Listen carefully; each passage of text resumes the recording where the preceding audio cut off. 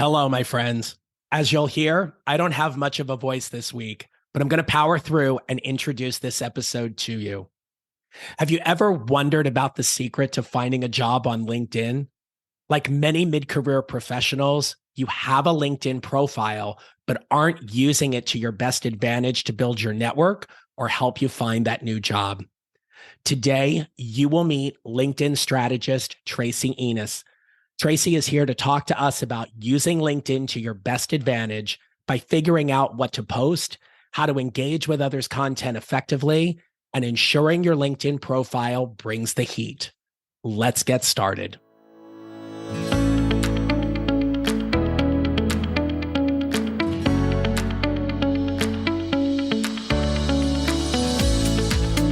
Welcome to episode 149 of the Mid-Career GPS podcast. I'm your host, John Nerrill. I help mid-career professionals who feel stuck, undervalued, and underutilized show up to find a job they love or love the job they have by using my proven four-step formula. Talking about LinkedIn is a podcast topic that always seems to get a lot of attention, and you will get a lot of tips from my conversation today with Tracy Enos. But before we get to our conversation, can you do me a favor? If you enjoy this episode or you've enjoyed listening to the podcast, I would be grateful if you would text the link to this podcast to 3 of your colleagues or friends. Tell them why you like the podcast or why they should listen to this episode. It would mean the world to me if you could share this, and I appreciate your help. Thank you. In a freak accident, Tracy Enos sustained 2nd and 3rd degree burns. She spent 6 days in the burn unit, had 5 surgeries in 9 months, developed anxiety, and gained 60 pounds because of depression in 18 months. She didn't know how she would keep her business afloat and pay the bills. But because of the foundation and LinkedIn profile that she had built before the accident, she was able to do just that.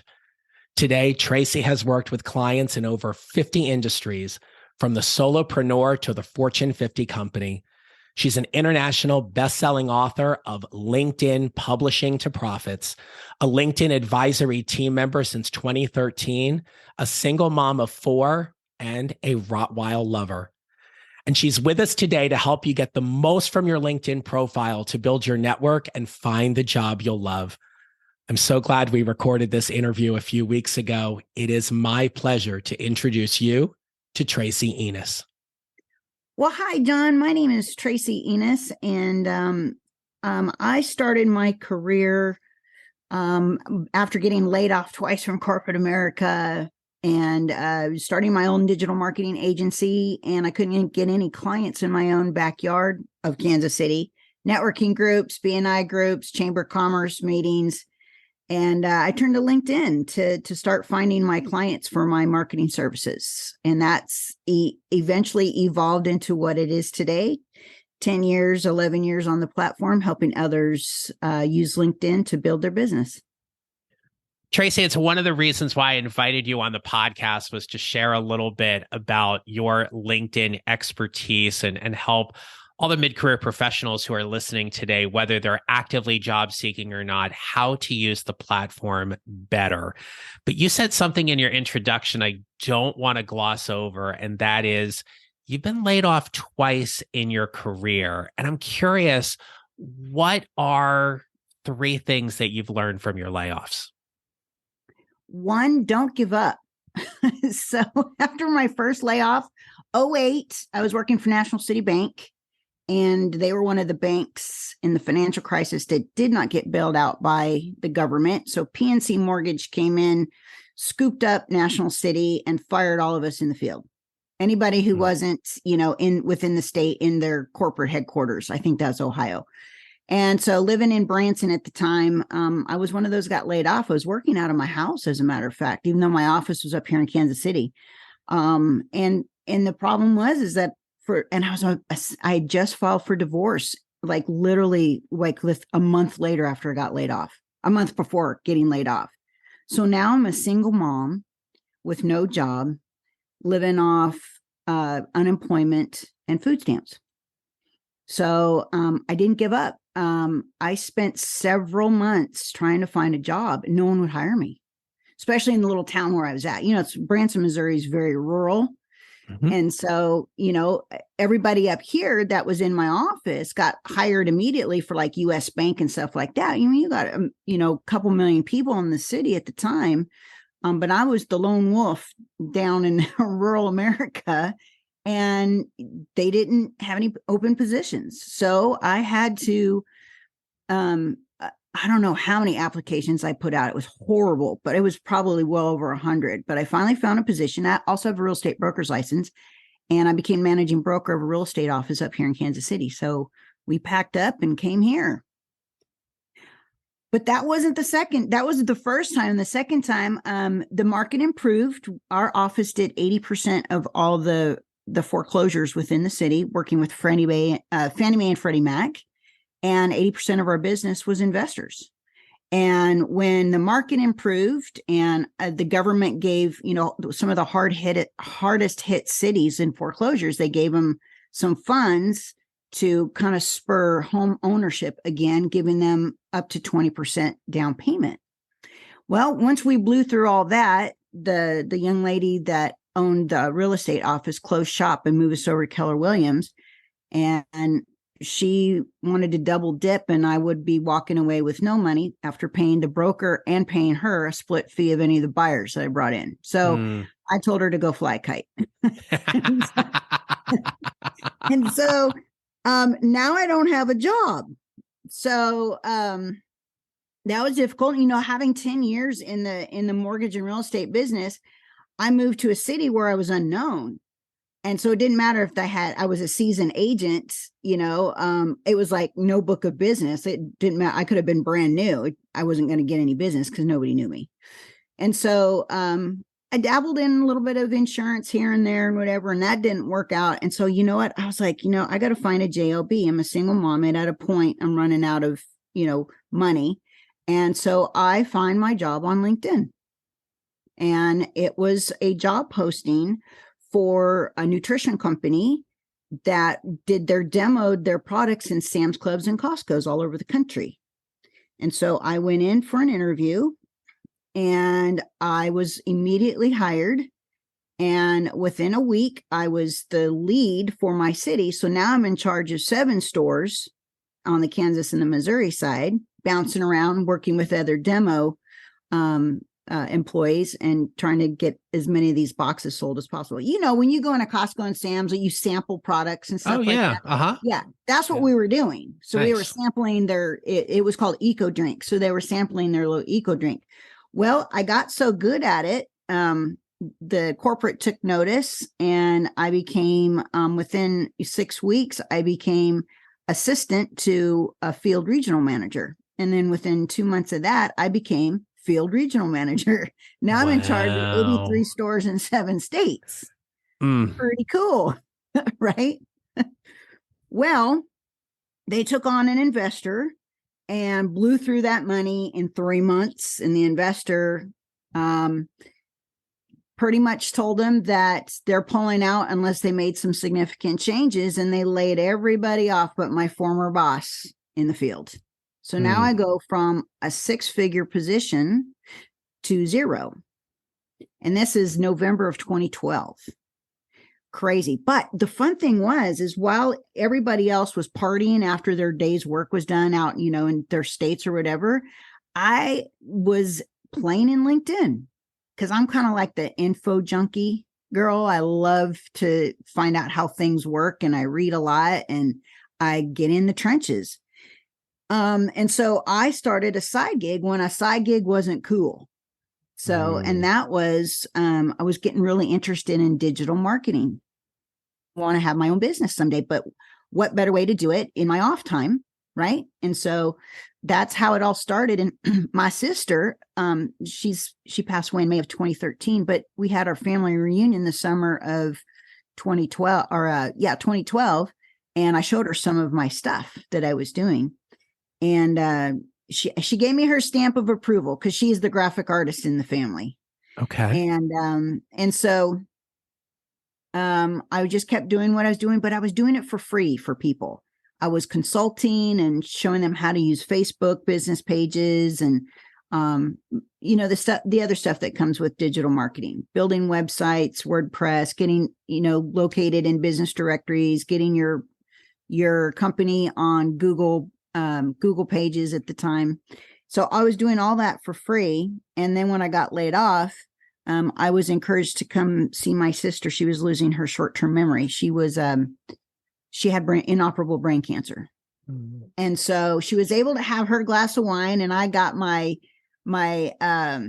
Moscow Mule. I just introduced to a Moscow Mule. Didn't know what that was. Pretty darn good. And she took me out in the backyard, and we had a very deep conversation, and she encouraged me to start my own company. Mm-hmm. And I did. I ended up taking the leap and started, my own company in beginning of 2013. And I started, using LinkedIn to find people locally to network with. And I got invited to a couple private networking groups. Plus I went to chamber meetings. Plus I went to BNI. And I just couldn't get any clients in my own backyard. It was very difficult. So I did what I knew. I turned to LinkedIn, and I started finding clients in LinkedIn, and I started doing profile makeovers because I had learned a lot over the years about how important a profile was. And that's how it started. And then those clients ended up turning around going, well, can you do it for us? Can you do it for our organization? And it ballooned from clients in the US to Canada to overseas, and the consulting business was born. Tracy, when you think about what makes a really good LinkedIn profile, especially for somebody who is actively job seeking, what's the one thing you think people miss the most that holds them back on LinkedIn from having a truly stellar profile? I think people are still treating their profiles like it's their black and white paper resume. And the profile allows you to put your personality into it. What a traditional resume does not allow you to do is put in your volunteer work or organizations that you've belonged to or support, or really elaborating a little bit more on your education or any projects that you have worked on that you're particularly proud of. And what I think people aren't doing is the one thing that is very valuable to somebody who's actively looking for a position is, how are you going to benefit this organization? So you would treat it like you were a small business owner. So as a small business owner, you're putting in your profile who you want to work with, how do you want to work with them, or how do you work with them? What is it that you do? What do you do for them? How are you different than anybody else? And what kind of outcomes can they expect if they work with you? You could reverse engineer that into the same way as if you're passively looking for a job. Tell that potential employer as if they are your client, what you've done, how you've done it, who how you do it for them, how you're different than any other applicant out there. And at the end of the day, what kind of outcomes can they expect hiring you? So, and trust me, when you go and look for a job in the LinkedIn jobs tab, and you have an opportunity to use your LinkedIn profile as your resume, and a lot of them will do that. Some of them will do it only your profile. Some of them will just do your profile, and some will do a resume and a profile. Okay. Right. So, but you want to stand out above all the other applicants, and that's the way to do it. Go above and beyond. Don't just do what the rest of the, herding of the cats are doing. Go ahead and do the pattern interrupt, be the spotted dog in the herd of cats. When you talk about applying for a job on LinkedIn, and it's going to pull your profile as if it were your resume, how is that different than you go to a company's website and you just upload your resume, especially if you're trying to put more personality or nuances into your LinkedIn profile? Is that going to help or hurt somebody who's doing that, let's say, one-click apply? Well, I'm going to be honest with you. Even if you didn't do that one click apply and it's the traditional way, a lot of these HR directors and staffing agencies, they're going to go check out your social media anyway. Absolutely. I mean, they're going to Google you. And what typically comes up if you've done a really good job of getting your vanity URLs, they're going to find your LinkedIn profile and they're going to check you out. They're going to want to make sure that you are worthy of representing their company. So they're going to do their due diligence. Yep. And they should, right? We know that's one of the benefits about having a public profile on LinkedIn is that you can be searched and checked and looked at and everything. And you want to make sure that that profile is optimized as best as possible. I'm curious, what is your take on LinkedIn recommendations? Oh, it's fantastic. And as a matter of fact, LinkedIn a few years ago, I think it's been in 3 years now, and we were doing this long before LinkedIn. LinkedIn's a little behind on how their marketers are really using LinkedIn, but they always prove us right. So they said you get favored for certain keywords in organic search when you have at least 10 recommendations. Now, recommendations don't always have to mean they're your clients. They could mean that you worked with somebody in a group, you worked together on a project, you worked together, but with different companies. LinkedIn gives you different options on how they are related to you and the aspect of why the recommendation is coming. Look, recommendations are just like Google reviews for your LinkedIn. It really is what it is, right? A lot of people will do their due diligence. They're going to go look at your recommendations and make sure that you have good ones out there. And to appease LinkedIn in the algorithm, you want at least 10, and then make sure that those keywords are in there for what you want to get found for. So maybe not every recommendation is going to be applicable with keywords, but really the ones that were, like, go back in and, if you have a good reputation with your current company, get some of your coworkers to write you a recommendation and vice versa. Do a reciprocation, and make sure that it's honest, right? We don't want just some template, right? It's got to be an honest review of you. It's such a great point, Tracy, because when we think about recommendations and we think about the optics of it, it's one thing if we have, let's say, using your number 10, right? We have 10 recommendations that people have given us. It's great. It makes us feel good. If they click on the Given tab and you haven't given a recommendation to anybody, it makes you look selfish, right? You're only taking in things. And so that can cause red flags as well, too. And I loved your point about there's nothing wrong in reciprocating with a trusted colleague whom you can vouch for the quality of their work. They write one for you, you write one for them. It's almost in some ways expected. Not in every case, but it's a great way to be a really good LinkedIn connection in that way. Yeah, I totally agree.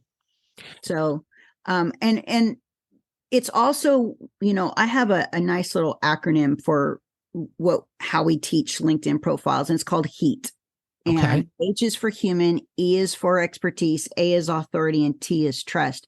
And there's nothing more than a great recommendation or several of them that is perceived trust, right? Regardless of who's looking at your profile, a potential employer, staffing agency, or HR director, or, even your next client, right? So I think they're important all the way around, but we want to build trust. Like, a lot of times this is a cold touch. These people don't know you. You don't know them. So you want to build up that human side. We'd already talked about the profile sections for that, right? Your expertise, and even taking that one step further to the authority. And that's what you're doing. It's your current and your past positions that you have now, and who it is that you help and how you do it. And then the T is the trust.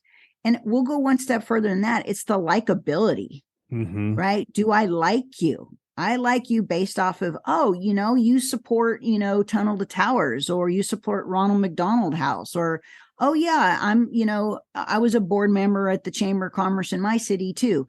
Those things are likability, right? People that things that they have in common with you, or they liked the fact that you did certain volunteer work and it was, true to your heart and it was honest. And then of course the recommendations, even just taking it one step further, just, says, yeah, I'm the expert at this. I'm the authority at this. And this person did a great job with this. I mean, it just solidifies it. If you were somebody on LinkedIn who had 500 connections, you are rather actively job seeking, and you are going to LinkedIn, one, to apply to jobs, but two, to grow your network. Can you give us what are your top tips for building a networking connection with somebody, that cold touch that you talked about, that doesn't come across as being needy or graspy, especially when you're looking for a new job? So it's always great to have a network, right? We go to chamber meetings, we go to networking meetings, BNIs, to network in our own local community, correct? Right. Well, that's LinkedIn on steroids, right? So I can't tell you how many times that I've made a genuine connection with somebody and I don't want anything from them. I may offer them value, or they may see my articles, or they may see some of my content, and they're going to introduce me to somebody, right? You just never know who you're going to meet on LinkedIn and how valuable they can be to your network, correct? So here is something that I do that's very genuine. You got to sit down and figure out, okay, I'm on LinkedIn. Why am I here? What are my goals for using LinkedIn? What are my objectives? Okay, regardless if it's you're, actively or passively looking for a position, or you own your own business, or you're transitioning from, corporate America into your own business or side gig, right? And not everybody is going to be, in your network going to be worthwhile for you today, but they could be. So Sure. when the pandemic came, I lost 90% of my clients when we had the lockdown. Even though I work virtually, I worked with a lot of companies that were cutting their marketing spend, and they were furloughing and laying off employees. So I lost a lot of my business. And so I went on a podcast run because I knew that would work well for me in the past. I would get clients from it. So it was very passive. So what I did is I used a software that LinkedIn has called Sales Navigator. And I went and researched podcast hosts that were relevant to my industry and that how I could help their audience. And so my goal was to be on their podcast, but I didn't position myself that way, right? And so I would connect with them and I would let them know that I was thankful for the connection. I would go and find something in their profile, or I would go to their podcast and I would listen to some of them, and I would come back and give them a compliment. And then I would say, hey, look, I've got a really big network right now. Is there anybody, what type of guest if you have guests, what type of guest is a perfect guest for you? And if I have somebody in my network that I know would be a great guest, I'd love to make that introduction for you. And by positioning myself that way, as I'm giving instead of taking right away, they were more receptive in starting a conversation. And I'm telling you, that netted me a lot of overseas and current podcast interviews. But I actually really did. I mean, I was being very honest about it. Can I make an introduction for you? And I did that. Sure. And one of my podcast guests that I introduced to them, it was a great podcast, not even in my industry whatsoever, but a great podcast, ended up hiring him to be a client. And I got zero out of that except for making the introduction. I was the hero. And that made me feel great. Yeah. And I think it's when we give value and we give first, people are more receptive. People aren't dumb when on LinkedIn. They know if you're going to message them at some point in time, you're going to do some sort of ask, and whatever that looks like for you, right? That could be a meeting. It can be a sale, go to my free thing or get my free thing, go watch my webinar. We got a live training, whatever it is, whatever your goals are for using LinkedIn. they know that you're going to ask them of something at some point, right? Mm-hmm. That's why we're networking. Right. Yeah, but to your point, that comes later, right? You give Correct. first and everything. Tracy, we didn't talk about this beforehand, but and then obviously for everybody who's listening, but as I'm jotting down a few notes as we're talking, I put these little asterisks next to things that I think are quotable, or they're great for an Instagram panel or something like that. When you just said people aren't dumb, put an asterisk next to that, because I was like, yes, that's absolutely true. At some point, you're going to make an ask, but when you build that know, like, and trust factor, it's far Right. easier to go ahead and make that. Absolutely. So Tracy, I'm enjoying this conversation. Can we go a little bit longer today? Is that okay with you? Absolutely. Okay. All right. Yes. Great. So here's the thing. So for a lot of mid-career professionals who are thinking about how they quote unquote play on LinkedIn, um, they often struggle with, what do I post? And they think they need to be out there creating their own content. And they're not really sure what that looks like or how to do that. They might engage with some posts. I'd like for you to talk a little bit about what the LinkedIn algorithm does in terms of consistent interactions, be it posting or engaging, and how that can be leveraged for a mid-career professional who is very intentionally either trying to find that new job or strategically building their network. So, um, I'm not the expert on the algorithm because I'm not the analytic geek like some folks are, but I do learn there's other people in my space, my industry, and I follow them. One in particular is overseas, and he comes up with an algorithm report twice a year, and it's pretty extensive. He is the geek of all geeks when it comes to that, and I really appreciate it. But what I can tell you is you don't need to go viral. So virality is, I can't tell you enough when somebody says you can go viral in a matter of, do this, this, and this.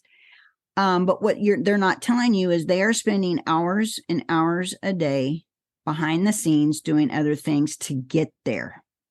And I've had personally clients with as little as 10 likes get contracts because it was the right post to the right audience to the right time. Right. But what you need to figure out is, what does your network want? And then start writing content based on that, and be fun with it. And then we just talked about this, John, being consistent. Like I shared with you today, I posted something this morning with a really cool new feature that LinkedIn is rolling out, which I think is going to be wonderful for those who are, shy about putting up content, or, drives people back to their profile. But if you're not consistent, LinkedIn punishes you. So if you're going to post 2 to 3 days a week, post 2 to 3 days a week. Even you said that you took a couple weeks off and you got, I did. You just noticed that it's not getting as many views, or it's not getting as many reactions, and that all just plays into the consistency piece. And I think most of the folks that use LinkedIn, I'm included in that, we get super busy with doing other things, and we fall. And then you got to pick ourselves up and do that again. But I will say this, I think content is important. I think sharing content, I think engaging on other people's content is actually more important than actually posting your own content. Be insightful, be honest, have great, thoughtful comments on other people's posts is going to probably get you more followers and building your network than just you putting your own content out there. I think content's important. But I don't think that it is the number one thing that you should be doing right now. What does good engagement look like when you're seeing a post? Well, there's some people in my network that have gone viral, and I keep them in there because I call them my influencers. And so I keep a pulse on them, on what they're doing. And what I'm finding is a lot of the same people are commenting on the same people's stuff. So it's the same people. But you also, when you post something or you engage with somebody else's content, your network and their networks and the extended networks start getting notified, and that's going to start bringing more people over to your profile. So let's say, for example, you are making comments on somebody else's post. That's great, thoughtful content. Well, other people are going to get notified of that, and they're going to go look at what your comment was, and they may do a reaction too. They may like it, they may heart it, they may clap, give you support, whatever. But what that does too is it drives people back to your profile, right? And you just don't know who's in whose network that could actually bring, something that's relevant to you, or a great new connection, or a referral partner, or a job, right? I had a client last year that we redid his profile, and I was only halfway done with it. And because of the keywords that I had in the profile, he got found by this company that he was in cybersecurity, and this company had a cybersecurity. They were a software company, and they reached out to him purely organically because of that. And he had, I think, made some comments on his own on some other posts, but they found him anyway, and they interviewed him for a CEO position, and he landed it. Nice. And he wasn't looking for the position. Nice. He was very passive about it. And now he's making, probably a nice, healthy 6 figures because of that only. Like I said, you just never know who's going to find you. And just by doing activities in LinkedIn, you're going to get found, right? And so it's not always about the content in itself. And the content doesn't have to be serious anymore. I think LinkedIn has grown up a little bit, and they want to see more fun stuff. They want to see, company culture. They want to see employee advocacy. They want to see what do you do in your off time, right? Conferences that you attend, people that you meet, highlighting other people, articles that, you're supporting other people's content, stuff like that. It's not just all business oriented anymore. Have a little fun, show your personality. And I think potential employers like to see that too, right? Agreed. Absolutely. And I think as we start wrapping up here, that the takeaways are such, right? So be thoughtful, give first, ask later, and then obviously just being able to play on the platform, right? Show your personality, be who you are, and use that as a way to build a very genuine and authentic connection so people get to know you, especially, and I loved what you said earlier, was that we're talking about a cold touch here. We're introducing ourselves to people who may be seeing a comment we made or a post or finding our profile for the very first time. And we want to get them interested in learning a little bit more about us and vice versa. So I really appreciate all of that, Tracy. Well, as we wrap up here, what advice would you give someone to help them build their mid-career GPS? I tout this all the time, and it all starts with the foundation, right? Why am I on LinkedIn? What are my goals? Who do I want to, reach out to? Who do I want to build relationships with? And then create your profile based around that. All starts with your profile, because 99% of what you do on LinkedIn is tied to your personal profile, right? All your activities, and people are going to get curious, and they're going to come back and check you out. And that's the whole goal anyway, right? That's where our first touch is. So it all starts with the profile. All right. Well, you've given people some things to consider and a little bit of homework as well. But if people want to connect more specifically with you, learn more about who you are and what you do after this interview, the mic is yours. Please tell us where people can connect with you and anything else you have going on.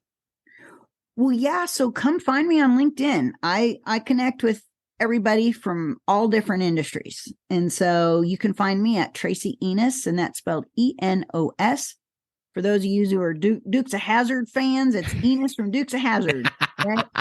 Those of you that are into baseball and probably know baseball through and through, Enos Slaughter from the Cardinals, was it back in the 1920s or something like that. So spelled the same way. Anyway, so come find me there. I'm the girl with the purple background in her profile photo. And then, of course, I just talked about the profile. So let me give you one of the best assets that I have for my coaching clients, and that is the 31-point profile checklist.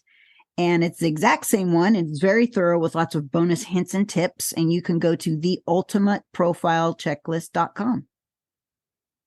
Tracy, I will make sure all of that is in the show notes. But once again, I am so glad we connected. And thank you for spending some time with us today on the Mid-Career GPS.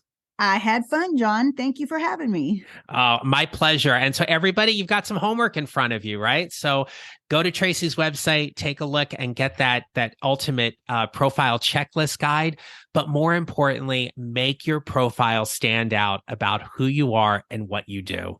And as always, remember this: we build our mid-career GPS 1 mile or 1 step at a time, and how we show up matters. Make it a great rest of your day. Thank you for listening to the Mid-Career GPS podcast. Make sure to follow on your favorite listening platform. And if you have a moment, I'd love to hear your comments on Apple Podcasts. Visit johnnerrell.com for more information about how I can help you build your mid-career GPS, or how I can help you and your organization with your next workshop or public speaking event. Don't forget to connect with me on LinkedIn and follow me on social at John Nerrell Coaching. I look forward to being back with you next week. Until then, take care, and remember, how we show up matters.